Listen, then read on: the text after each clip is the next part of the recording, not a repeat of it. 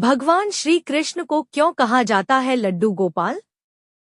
पढ़िए क्या है इस नाम के पीछे की कहानी। धार्मिक ग्रंथों में भगवान विष्णु के 10 अवतारों का उल्लेख किया गया है और द्वापर में उन्होंने भगवान कृष्ण के रूप में जन्म लिया था।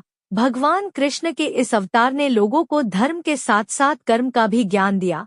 आज भी हर घर में भगवान कृष्ण के कई रूपों की पूजा की जाती है, जिनमें से एक है कान्हा जी का रूप, जिन्हें घरों में लड्डू गोपाल के रूप में पूजा जाता है और एक बच्चे की तरह पूजा जाता है। लेकिन क्या आपने कभी सोचा है कि माखन और दही खाने वाले कान्हा जी को लड्डू गोपाल क्यों कहा जाता है? आइए जानते हैं इसके पीछे छिपी कहानी के बारे में। क्यों कहा जाता है कान्हा जी को लड्डू गोपाल?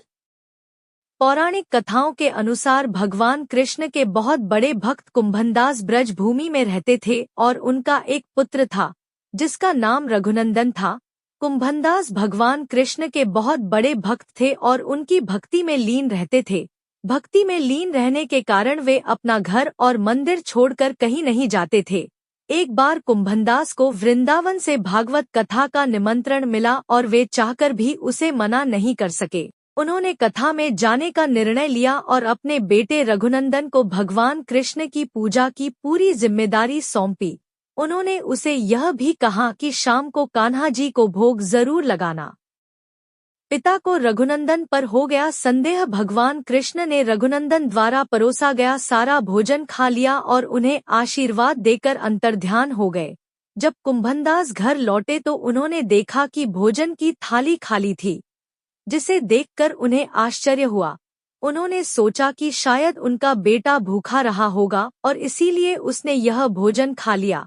लेकिन अब ऐसा रोज होने लगा और रोजाना भोजन के बाद थाली खाली हो जाती। कुंभनदास ने देखा कि उनका बेटा रघुनंदन अब उनसे ज्यादा श्री कृष्ण की पूजा में रुचि लेने लगा है।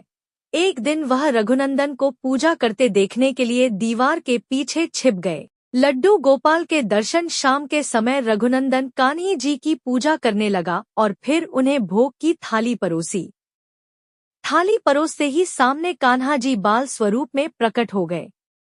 जैसे कुंभनदास ने यह दृश्य देखा उससे रहा नहीं गया और वह कान्हा जी के चरणों में आ गिरे।